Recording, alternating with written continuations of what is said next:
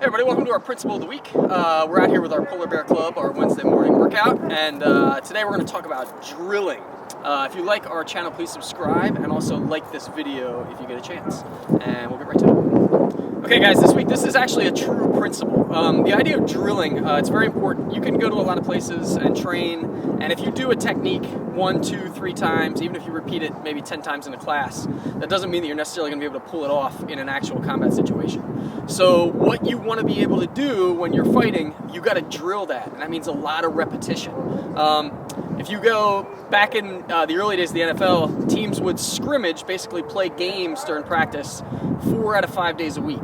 And if you look at the professional teams now, they might scrimmage, which is the equivalent of sparring in football, do that maybe half a day, 1 day of the week. The rest of the week they're working on their drills. So any skill that you want to develop, you got to have serious repetition of that, and you got to do it with somebody being non-compliant and actually making you practice it. That is what's going to help you get better at all your stuff. And anybody who's an athlete will do that kind of stuff for you. If you're a baseball player who wants to field ground balls successfully, you shouldn't play 70 games and hope you field 5 ground balls. You should get out there in the middle of your shortstop position and have somebody hit ground balls to you.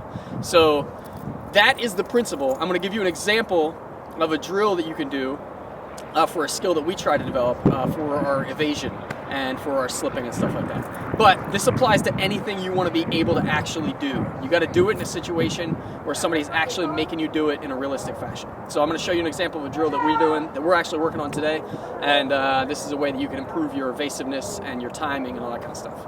So thank you and enjoy.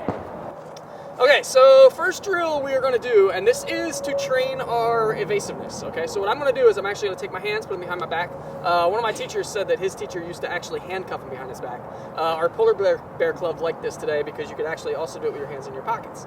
So, but I'm going to keep my hands behind my back, and I'm going to start this. You do not want to fight like this, okay? The reason why the hands come down when we're doing this slipping and evasion is because if your hands are up, you're going to tend to start parrying, blocking, covering, and we don't want to do that because that's not the skill we're working right now. I want to have this evasiveness so it's really ingrained in my head. And we're going to start right now with just, Joe is just trying to touch my head. If he's doing a straight shot to me, I'm going to slip to the side. I try to get to the outside if I can.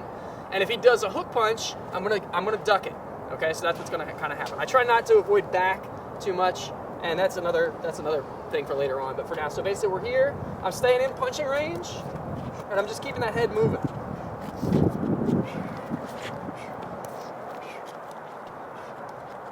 Okay, if we weren't on camera, we could move around a little bit.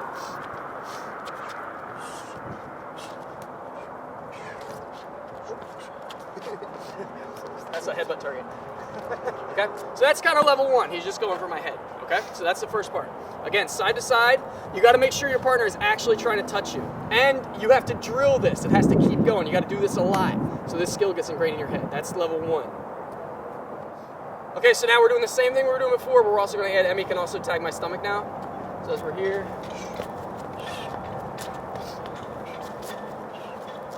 On the shots to the body, what I'm tending to do is imagine somebody's like grabbing my belt, and I'm sticking here. Or I'm imagining someone's behind me and I'm giving that big booty hit. Okay? So I keep this here, and I just get my stomach out of the way.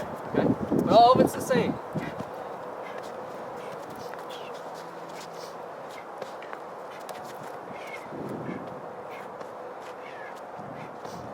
Okay? As you get better at it, your partner can start going faster. Okay? So that's level 2. Okay, now third level of this, which I really like this. Now Jenny is also, she's gonna be trying to tag my foot with her leg. And she's doing that, I'm slipping. Okay, if we're moving around, I can also kind of move back a little bit if I want. I'm trying to kind of stay in range. And the thing I like about this, when you're doing the whole thing, is now I'm kind of watching mid-level on Jenny so I can see whatever she's doing. And I gotta be aware of stuff coming at my whole body because she can be coming wherever.